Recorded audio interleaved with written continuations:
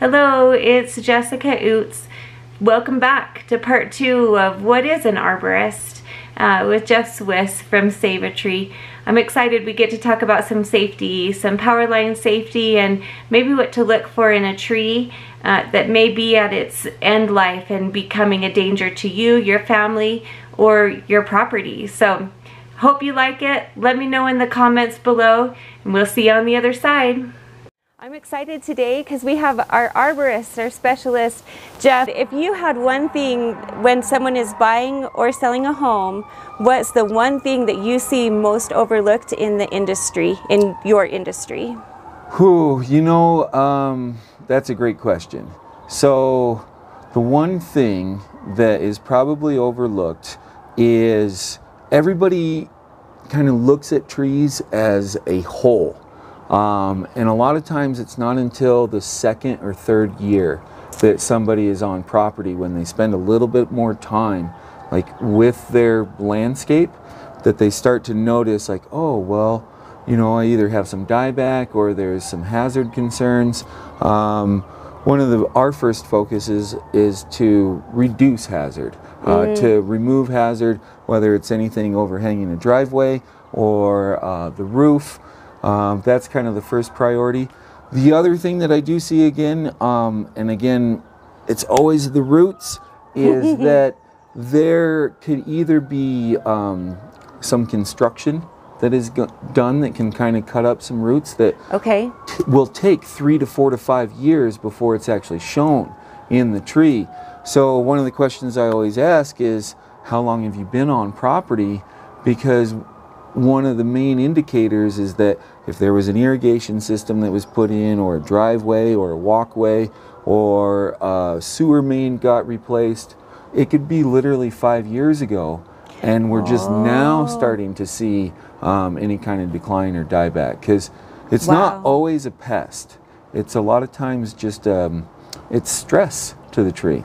And it doesn't maybe have as much room to grow now, or something's inhibited, or it's damaged it enough that it's just in shock for a certain Exactly. amount A lot of of times it's quite literally just damage, and it's hard to know because, if it's a root this size or if it's a root this size, of whether or not it's that one kind of tipping balance that sets a little bit of decline in the tree, and that's usually where you get pests and just discoloration. Is because something has happened in the roots.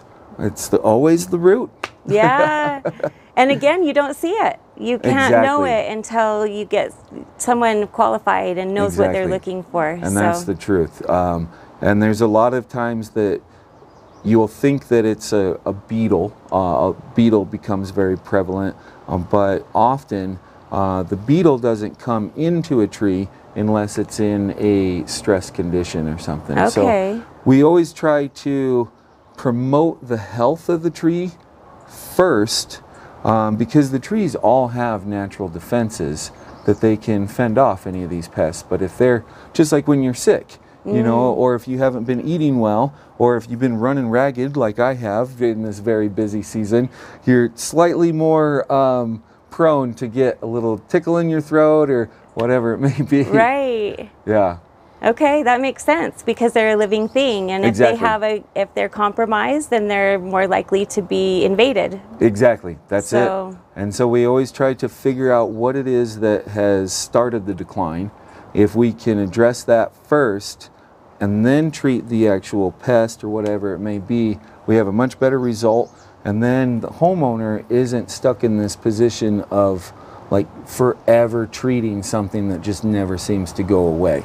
Because the goal is to not get in that position of where we should be able to get ahead of it without having to forever. Chemical treatment should be the last option. That's really the point, is that chemical treatment is important, pesticides and these types of things, but we should go down a few different options and a few different pathways of mitigating that and catching it before chemical control is necessary. Because if the tree is healthy, it should be able to take care of itself. That's it. Okay, very good. Water is also the important thing.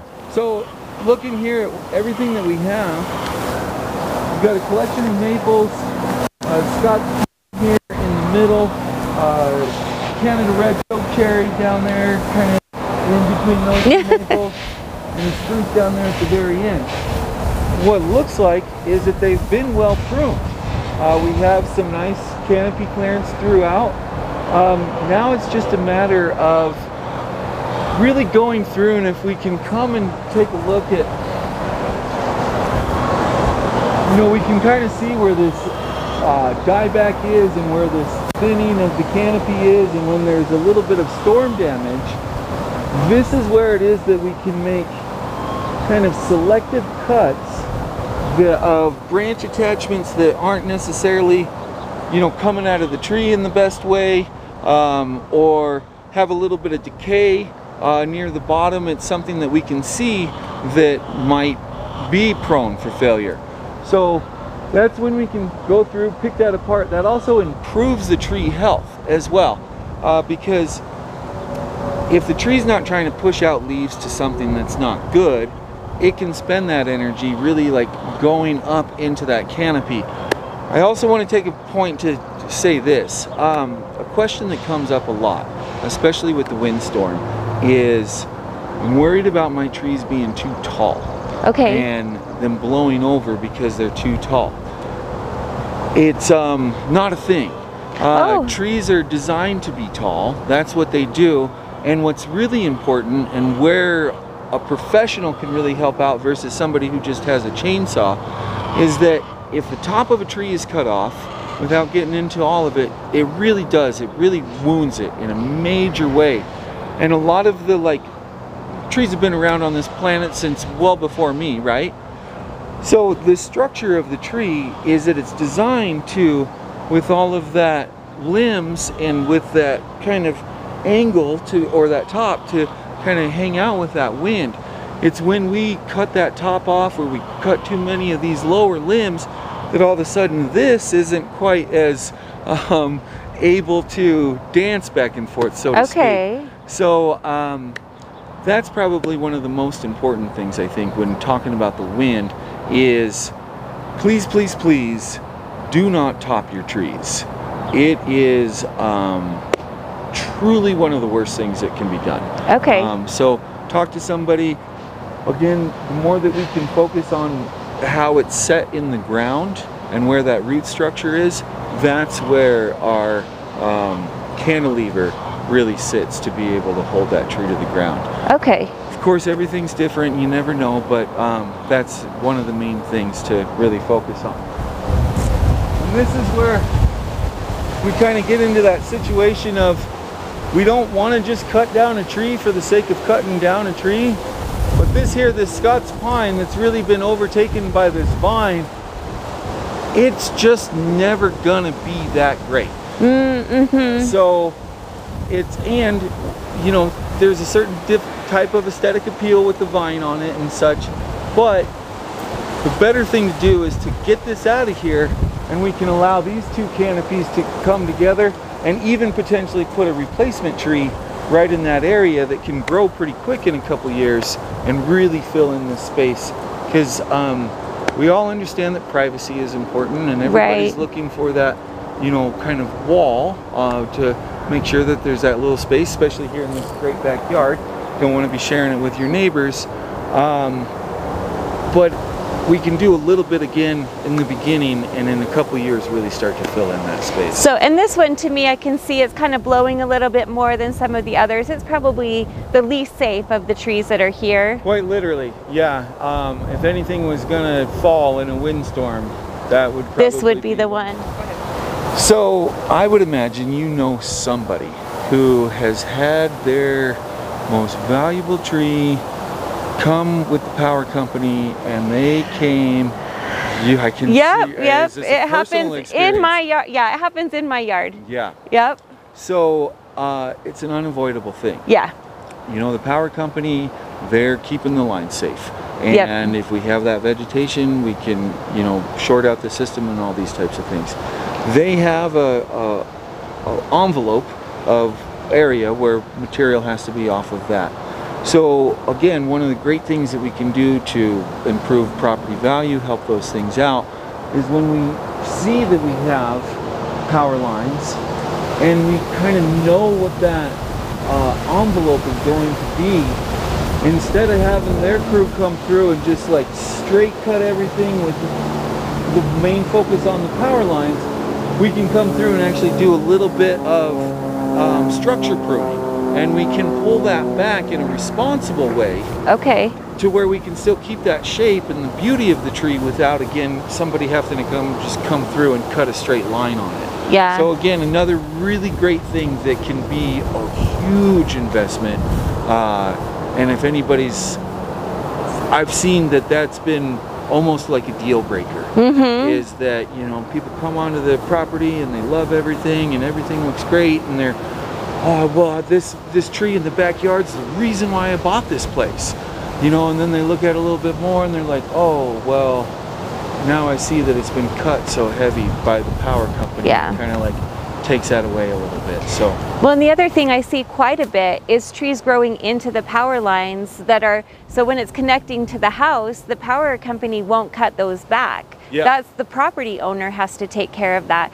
And so the property owners let it grow, and that is nervous for me. And that's been a deal breaker too, when those trees are growing into the power lines. Yep. And so some responsible pruning would also help with that, I guess. Absolutely. And just keeping those trees away from the power lines. Exactly. Safety of the tree, safety of the people. Exactly. And safety of the power line. Because if a tree falls down or a limb falls onto it, you're out power until someone can come fix it. Well, and again, that's a lot much of people more had expensive. experience of being out of power for like 5-6 days in the windstorm. And, you know, one day's fun. Like you can pretend like you're camping. Yeah, but you know, that third day, everybody's tension gets a little high. Yep. You know? So, yeah, it's that ounce of prevention, pound of cure. Exactly. Exactly. Well, I love it.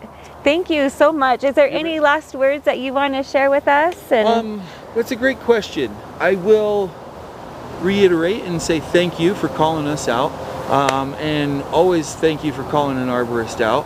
For the most part, we're always happy to provide free consultation, you know, a free estimate or anything like that.